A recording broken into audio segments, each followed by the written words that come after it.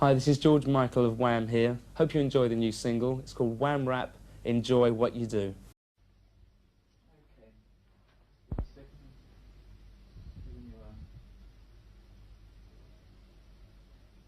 George, welcome to Countdown.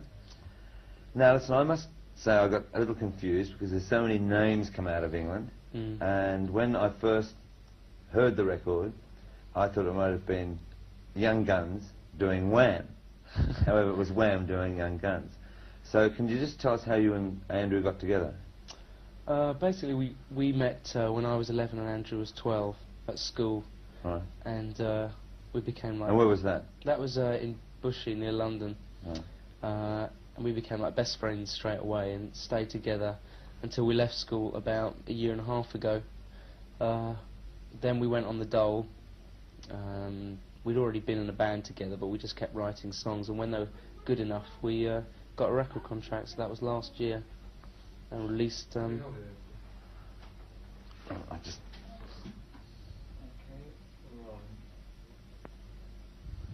Well, George, welcome to the program.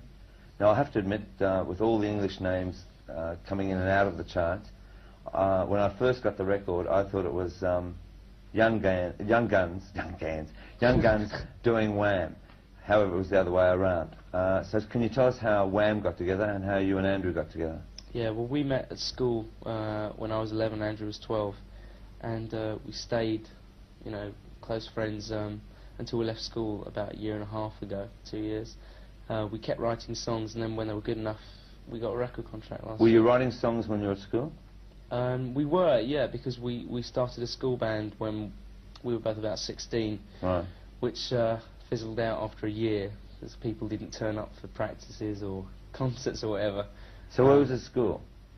The school was North London, right, a place called Bushey, and we just kept writing songs from there. Yeah. So how did you get a record contract then? I mean, how did you sort of make London notice Wham?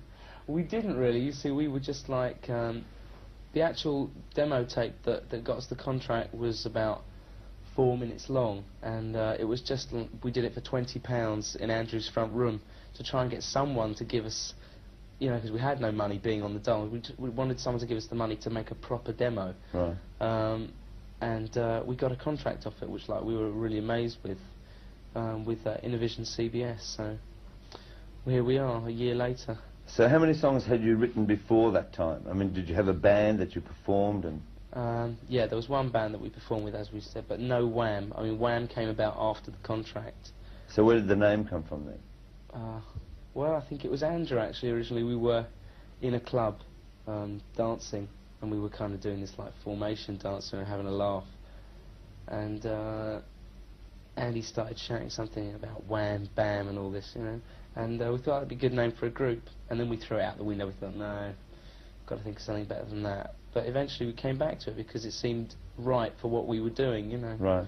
And so you're also doing dancing, sort of like going out to clubs, what, and dancing? Oh yeah, that's our background really. We've both been like what we called soul boys, I suppose, for about the last 5 years. So dancing and clubs are the places that, you know, we get our ideas from. Right. So I think that shows in the records. Hopefully it shows. Well, I was going to say, I mean, Young Guns, is that a true story, like the lyrics that go through that about? It's not true. It's not true of either Andrew or myself, but it's true of a lot of our friends. You know, people that we see up the pub. You know, and you'll say, "Where's Alan tonight?" or "Where's Bob tonight?" and it's, "Oh, he's in with the bird," you know. And it's definitely true of a lot of people, but it's a very kind of tongue-in-cheek look at the way, you know, young boys look at being tied down. And I think you're not supposed to be particularly impressed with the male point of view from the song, but at the same time it's very typical. Right. So as far as Wham is concerned now, what can we sort of expect, you know, over the next whatever, you know? Well, hopefully. I mean, someone described you the other day in Australia as being an English version of John Travolta. I don't know about that. No, I haven't got any white suits in my cupboard or anything like that. No, I think probably the dance aspect is going to be there for quite a while, and the songs will probably remain up tempo. But I can't really tell. I mean, 6 months ago I had a very different view to what Wham would be than the way I feel about it today. So I don't really predict for the future. I just hope that the inspiration comes to keep writing hit singles and hopefully hit albums. So Right. I think we'll just have to wait and see. Now, the film clip we saw of Young Guns, you say is not totally of what the dance aspect of Wham is, or the presentation of what you've got. And I can sort of say that a friend of mine, who's an Australian filmmaker who does a lot of films over here, Russell Mulcahy, said that you'd done a much better version on English television.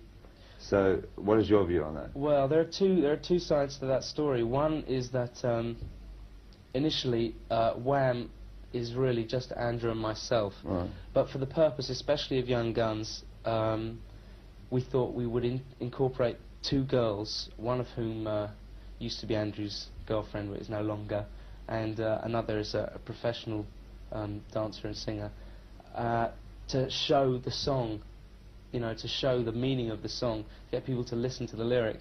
And we do a full dance routine which actually tells the story within the two couples that sing on the record. We did it on the English Top of the Pops, and like people really loved it. I mean, the video, although it's a good video, it doesn't really show off the dance routine, which. When you talk about the dance routine, is it something you and Andrew have just learned through the clubs? And, I mean, well, we've not going to a choreographer or something like that? No, we didn't go to a choreographer. The four of us made up the dance routine ourselves from club dances that we'd done before. We tended to go out and we'd muck about and make up dances, and people used to watch us then, and they looked like we used to clear floors, as it were. So we thought, well, if people are interested when we're in clubs, then hopefully they'll be interested on the telly, and it worked. So. Well, I sort of perhaps sort of pull back and refer back to a song that Bowie wrote years ago about all the young birds, and I think that's almost indicative of what English music is now. Yeah. What is your view on that? Well, I like Bowie, but I don't really remember all the young dudes that much. But well, it's about a song about fashion and them going out and sort of having a good time in a club and that. I think England, to be honest with you, since Saturday Night Fever, although it's a poor starting place, but Saturday Night Fever turned a whole generation of 14, 15-year-olds and above onto the idea of, you know, what have we been doing for the last 5 or 6 years, you know, where have we been going? And there wasn't really much to do. You either stayed at home or you went to a concert.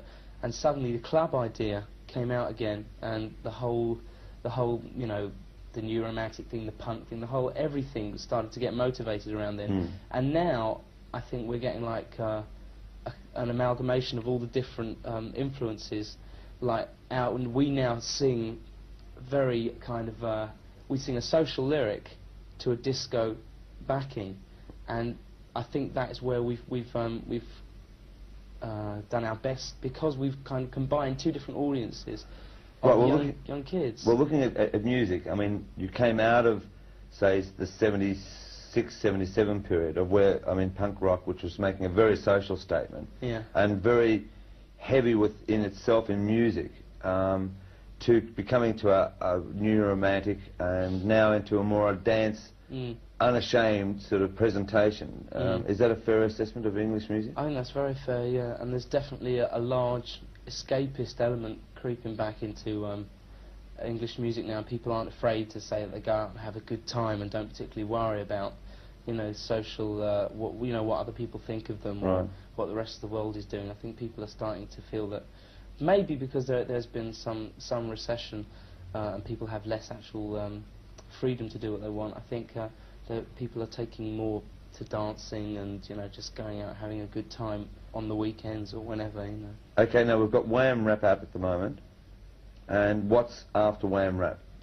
After Wham Rap, I'm not actually sure, because the schedules between Australia and England are very different, but I would imagine you'll have the third single, which is Bad Boys, and then the album, which is as yet untitled because we're just finishing it now.